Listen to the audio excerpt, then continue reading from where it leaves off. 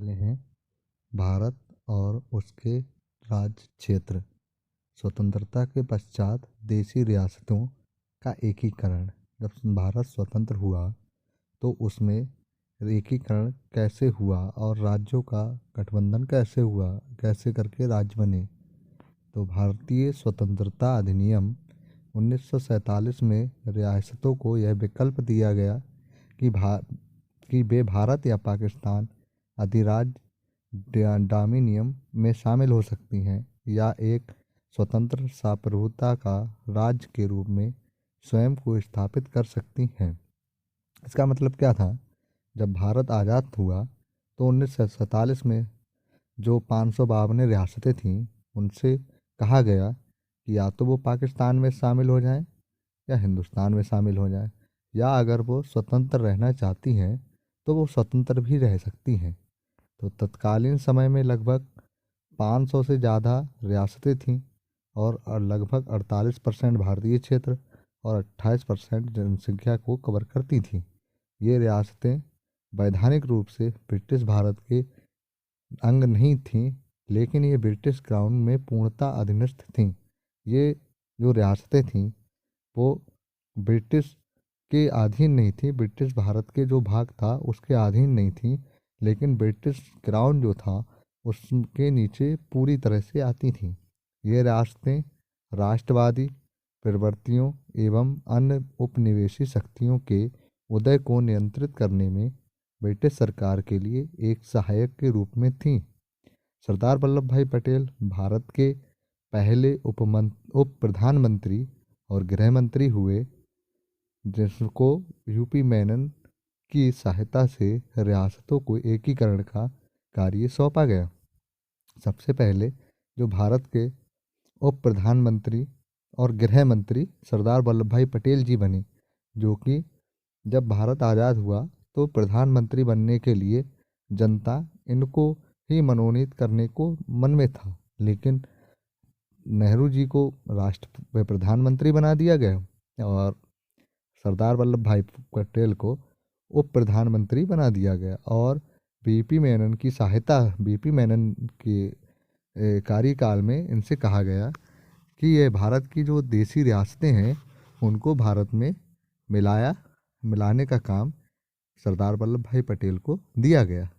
राजाओं के बीच राष्ट्रवाद का आहन शामिल न होने पर अराजकता की आशंका जताते हुए पटेल ने राजाओं को भारत में शामिल करने का हर संभव प्रयास किया। उन्होंने प्रिवी पर्स, एक भुगतान जो शाही परिवारों को दिया जाता था, के साथ विलय पर हस्ताक्षर करने का दिया जाना था कि अवधारणा को पुनः स्थापित कर दिया। कुछ रियासतों ने भारत में शामिल होने का निर्णय किया, पर कुछ ने स्वतंत्र रहने का और वहीं कुछ ने पाकिस्तान का भाग बनना चाहती थी। अब जब रियासतों को उप प्रधानमंत्री सरदार वल्लभ भाई पटेल ने मिलने का काम दिया गया, तो कुछ रियासतें जो थीं जो भारत में मिलना चाहती थीं, कुछ रियासतें जो थीं वो स्वतंत्र रहना चाहती थीं और कुछ रियासतें जो थीं वो पाकिस्तान के साथ मिलना चाहती थीं। अब जैसे त्रावणकोर जो था, दक्षिणीय तटीय राज्य त्रावणकोर उन प्रथम रियासतों में से एक था जिसने भारत के साथ विलय पत्र पर हस्ताक्षर करने से इनकार कर दिया एवं कांग्रेस राष्ट्रीय नेतृत्व पर प्रश्न चिन्ह लगाया गया। त्रावणकोर ने भारत के साथ मिलने से मना कर दिया और इससे क्या हुआ कि भारत में एक अराजकता का माहौल बन गया। ऐसा कहा जाता है कि सर सीपी अय्यर त्रावणकोर के दीवान ने यूके सरकार के साथ संधि भी कर ली थी। यूके की सरकार स्वतंत्र त्रावणकोर के पक्ष में थी क्योंकि यह क्षेत्र मोनोजाइट नामक खनिज के लिए समृद्ध था, जो ब्रिटेन को नाभिकीय हथियारों की दौड़ में बढ़त दिला सकता था। अब त्रावणकोर जो था उसने इंग्लैंड के साथ अपने रियासत को स्वतंत्र रहने के लिए इंग्लैंड से साथ मिला लिया, क्योंकि यहाँ पर मोनेजाइट नामक एक खनिज रहता था वो यहाँ पर बहुत ही अच्छी तरह से मात्रा में पाया जाता था, जिसकी वजह से ब्रिटेन जो था यहाँ अपना आधिपत्य जमाने के कारण उसको स्वतंत्र रहने के लिए जोर दे रहा था। और इसके मिलने के बाद हथियारों की दौड़ में बढ़त दिला सकता था। लेकिन केरल समाजवादी पार्टी के एक सदस्य द्वारा उनकी हत्या के असफल प्रयास के बाद सीपी अय्यर ने भारत से जुड़ने का फैसला किया और 30 अगस्त 1947 को त्रिवणकुर भारत में शामिल हो गया। दूसरी रियासत थी जोधपुर, एक राजपूत रियासत जहाँ का राजा हिंदू था और अधिकांश जनता हिंदू थी। असाधारण रूप से पाकिस्तान की ओर झुकाव रखता था। जोधपुर का जो एक राजा था, जो जोधपुर की रियासत थी, वहाँ हिंदू राजा तो था, लेकिन वह मुसलमानों के लिए, मुस्लिम लोगों के लिए बहुत ही, उसका झुकाव उनकी साइड में बहुत ज़्यादा था। तो वह पाकिस्तान में, भारत में ना मिलकर वह पाकिस्तान में मिलना चाहता था। अब युवा व अनुभवहीन राजा धनवंत सिंह ने अनुमान लगाया कि पाकिस्तान के साथ उसकी रियासत की सीमा लगने के कारण वह पाकिस्तान से ज़्यादा अच्छे तरीके से सौदेबाजी कर सकता है। इसका एक रीज़न ये भी था कि जोधपुर का जो राजा था धनवंत सिंह, वह पाकिस्तान के पास होने के कारण बाहर से आदान प्रदान और अपना बिजनेस बढ़ाने के हिसाब से भी वो पाकिस्तान में मिलना चाहता था। जिन्ना ने महाराज को अपनी सभी मांगों को सूचीबद्ध करने के लिए एक हस्ताक्षरित खाली पेपर दिया और इन्होंने सैन्य एवं कृषकों की सहायता से हथियारों के निर्माण और आयात के लिए कराची बंदरगाह पर मुफ्त पहुंच का प्रस्ताव रखा। इस प्रतिक्रिया को व्यक्त करते हुए पटेल ने तुरंत राजा से संपर्क किया और उसे पर्याप्त लाभों एवं प्रस्तावों का आश्वासन दिया।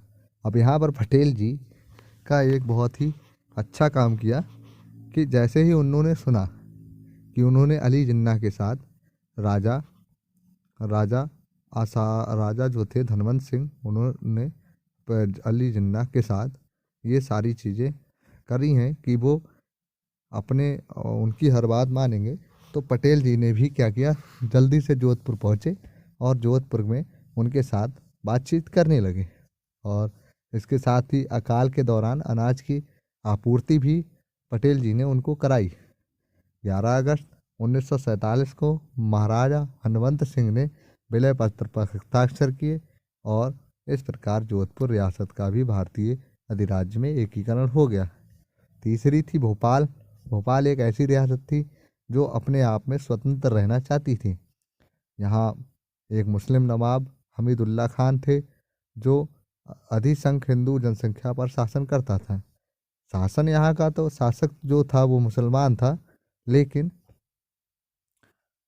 यहाँ की जो जनसंख्या थी वो हिंदू थी। तो वह मुस्लिम लीग का करीबी मित्र भी था, तो वह पाकिस्तान में मिलना चाहता था और वह कांग्रेस का विरोधी भी था।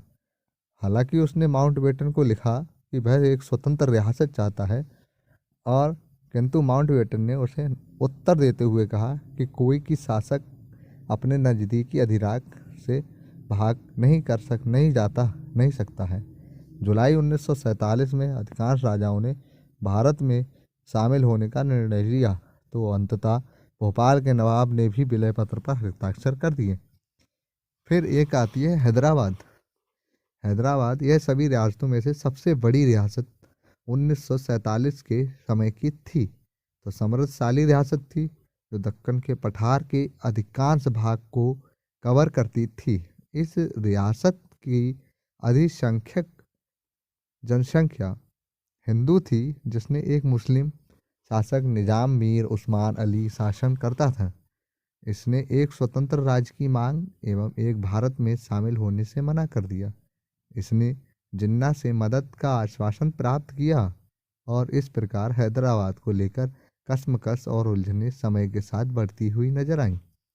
पटेल एवं अन्य मध्यस्थों के निवेदन पर धमकियां निजाम के मानस पर कोई फर्क न डाल सकीं और उसने यूरोप में लगातार यूरोप के हथियारों को आयात जारी रखा। परिस्थितियां तब भयावह हो गईं जब सशस्त्र कट्टरपंथियों ने हैदराबाद की हिंदू प्रजा के खिलाफ हिंसक वारदातें शुरू कर दी, तब पटेल जी ने 13 सितंबर 1948 को ऑपरेशन पोलो के तहत भारतीय सैनिकों को हैदराबाद भेजा और 4 दिन तक लगातार संघर्ष करते हुए हैदराबाद में लाखों लोग मारे गए और हैदराबाद को बाद में भारत का अभिन्न अंग बना लिया गया। बाद में निजाम ने आत्मसमर्पण कर उसे पुरस्कृत करते हुए हैदराबाद राज्य का गवर्नर बना दिया गया। जूनागढ़ फिर गुजरात के दक्षिण पश्चिम में स्थित एक रियासत थी जो 15 अगस्त 1947 तक भारत में शामिल नहीं हुई थी, कि अधिकांश जनसंख्या हिंदू एवं मुस्लिम थी। 15 अगस्त 1947 को नवाब 15 अगस्त 1947 को नवाब मोहम्मद महावत खान जी ने पाकिस्तान में शामिल होने का फैसला किया और तर्क दिया गया कि जूनागढ़ समुद्र के पास है, पाकिस्तान से जुड़ा है। तो दोनों राज्यों के शासक मंगलोल और बाबरियावाड जो जूनागढ़ के अधीन थे, ने प्रतिक्रिया स्वरूप जूनागढ़ में स्वतंत्रता एवं भारत में शामिल होने की घोषणा कर दी। इसके अनुक्रिया में जूनागढ़ के नवाब ने सैन्य बल का प्रयोग कर इन दोनों राज्यों पर कब्जा तो कर लिया। परिणाम स्वरूप पड़ोसी राज्यों के नेताओं ने भारत सरकार से मदद की अपील मांगी। भारत सरकार मानती थी कि जूनागढ़ को पाकिस्तान में शामिल होने की अनुमति दे दी गई है तो सांप्रदायिक दंगे और भयावह रूप धारण कर लेंगे। साथ ही बहुसंख्यक हिंदू जनसंख्या जो कि 80% है, इस फैसले को स्वीकार नहीं करेगी। इस कारण भारत सरकार ने जनमत संग्रह क्या होता है कि जनता के द्वारा मतदान करने के लिए कहा गया और जनमत उन्हें पता था, सरदार वल्लभ भाई पटेल जो थे उन्हें पता था कि यहाँ 80% जनता हिंदू है और जब प्ले में जनमत संग्रह होगा तो यहाँ वैसे ही भारत में मिल जाएगी, क्योंकि और यही हुआ। इसी दौरान भारत से सरकार ने जूनागढ़ के लिए ईंधन एवं कोयले की आपूर्ति को रोक कर दिया और भारतीय सेनाओं में मंगरोल एवं बाबरियाड पर कब्जा कर लिया गया। आखिरकार 7 नवंबर 1947 को जूनागढ़ की अदालत ने भारत सरकार को राज्य का प्रशासन अपने हाथ में लेने के लिए आमंत्रित कर दिया और फरवरी 1948 को जनमत संग्रह कराया गया, जो लगभग सर्वसम्मति से भारत में विलय के पक्ष में किया गया।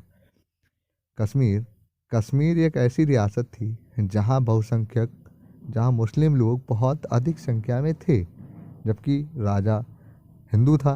राजा हरि सिंह ने वहाँ पर क्या था, जो जूनागढ़ में वहाँ राजा हिंदू था और राजा मुस्लिम था और जनसंख्या हिंदू थी।